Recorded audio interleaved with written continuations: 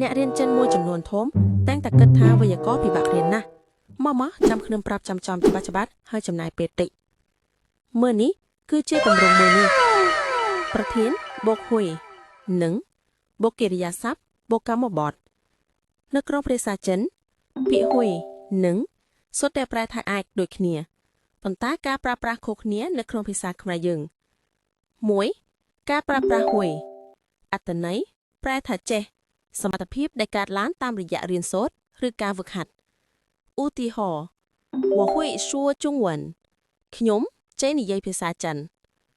ថាហ៊ុយជួហ្វានគាត់ចេះធ្វើម្ហូប2ការប្រើប្រាស់នឹងអត្ថន័យប្រែថាអាចសមត្ថភាពពីធម្មជាតិកម្លាំងកាយឬការលៈទេសៈអនុញ្ញាតឲ្យធ្វើបានទម្រង់ប្រធានបូកនឹងបូកកិរិយាសព្ទបូកកម្មបត្តិឧទាហរណ៍我能喝10瓶啤酒ខ្ញុំអាចផឹកស្រាបៀរ10ដប明天我能来学校ថ្ងៃស្អែកខ្ញុំអាចមកសាលារៀនបានសរុបសេចក្តីដោយខ្លីបើចង់និយាយថាចេះ